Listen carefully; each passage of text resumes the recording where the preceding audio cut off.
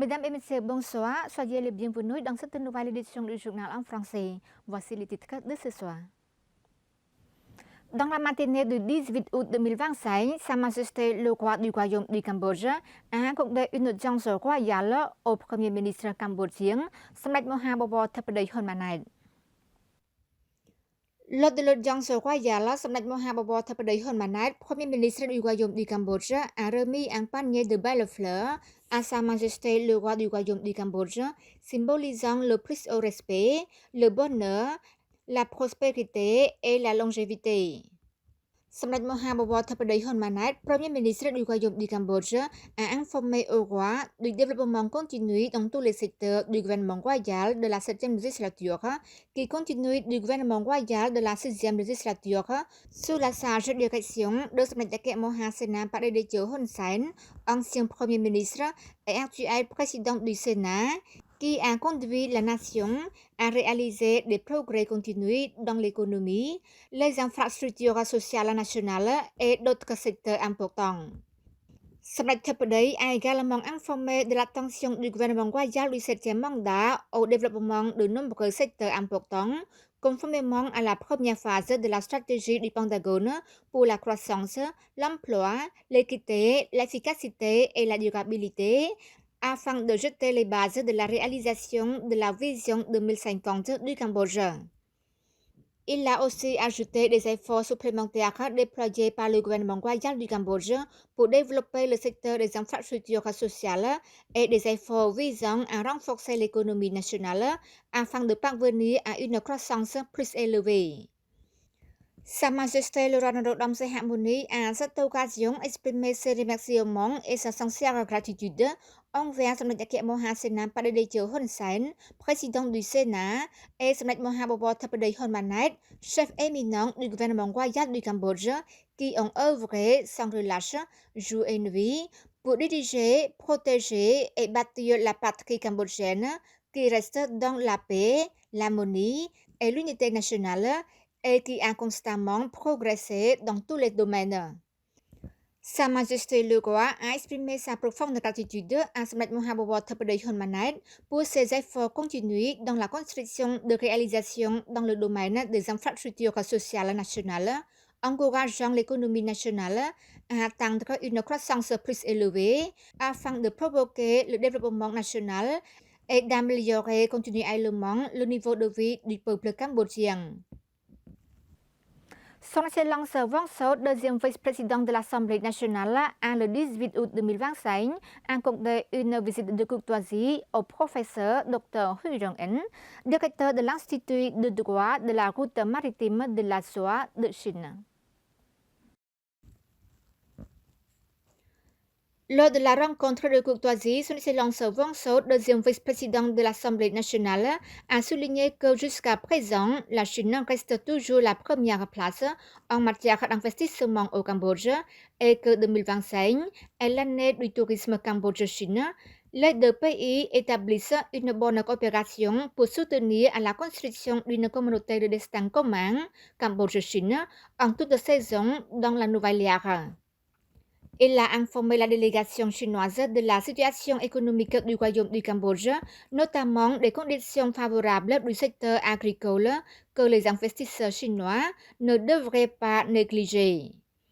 Il a dit que le secteur agricole cambodgien se développe actuellement bien grâce au soutien des amis chinois, tant sur le plan technique que commercial. Son Excellence Vong Sot a ajouté que l'accord de libre-échange Cambodge-Chine mis en œuvre depuis 2022 offre davantage des avantages aux populations des deux pays. Son Excellence le deuxième vice-président de l'Assemblée nationale a demandé au professeur Dr Huy Rong En, en tant que directeur de l'Institut de droit de la route maritime de la soie de Chine, de faciliter les procédures techniques et juridiques afin de rendre les investissements et les échanges commerciaux entre les deux pays de plus faciles et plus efficaces. Le professeur Huy Rong En a déclaré qu'il s'agissait de sa première visite de travail au Cambodge et qu'il appréciait profondément ce pays en considérant comme sa seconde patrie.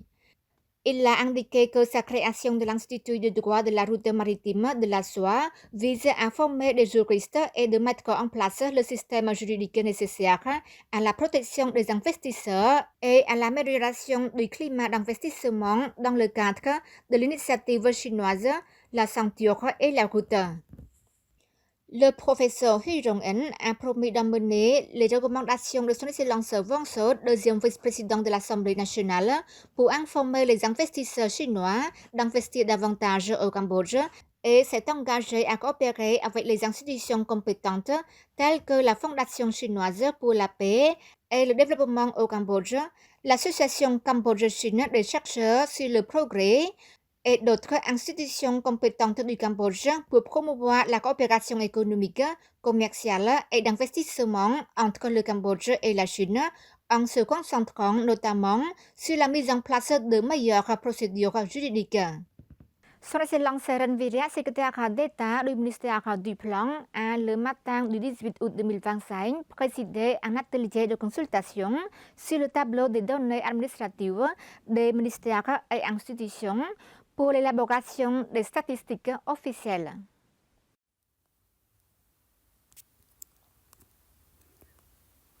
Son Excellence Ranviria, secrétaire d'État du ministère du Plan et président du conseil d'administration de l'Institut national de la statistique, a le matin du 18 août 2025 présidé la cérémonie d'ouverture de l'atelier de consultation sur les tableaux de données administratives des ministères et institutions destinés à l'élaboration des statistiques officielles.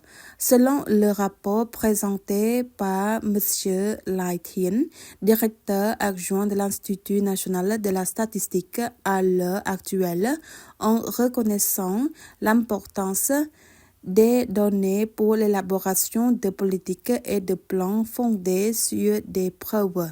Le gouvernement royal du Cambodge a transformé l'Institut national de la statistique en établissement public administratif de niveau national en équipant des rôles et responsabilités plus larges à travers la mise en place d'une politique de développement du système de statistiques officielles en vue d'établir un système statistique national intégré. L'Institut national de la statistique à l'heure actuelle élabore un projet de document relatif à la politique des statistiques officielles 2025-2034 fixant des objectifs stratégiques et priorités avec 5 mesures clés.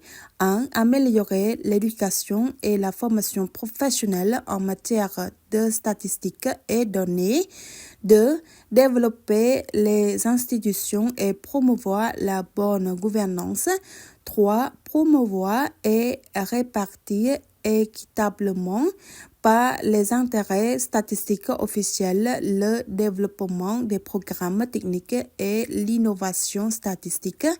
4. Collecter et diffuser les données statistiques numériques. Et 5.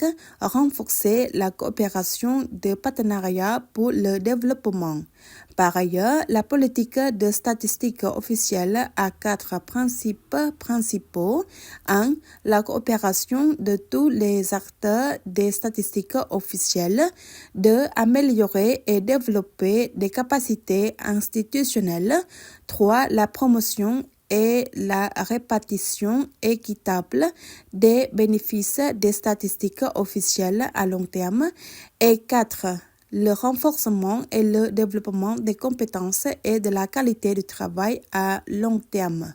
Son Excellence Ranviria a déclaré que l'objectif principal de cet atelier de consultation est d'examiner, de discuter et de recueillir des contributions concernant les modèles de tableaux de données statistiques et les registres administratifs, y compris les variables essentielles auprès des différents ministères et institutions afin de soutenir la stratégie du Pentagone phase 1, le plan stratégique de développement national, les objectifs de développement durable du Cambodge, CSDG et les ODD. Il a poursuivi en indiquant qu'actuellement presque tous les pays d'Asie-Pacifique, d'Europe et d'Afrique compilent leurs statistiques officielles à partir des données administratives, notamment le Chili, le Danemark, le Ghana, le Pakistan, la Malaisie, le Vietnam, etc. C'est la fin de notre journal. Merci pour votre fidélité au journal en français. Bonne suite de programme CTVK et à demain.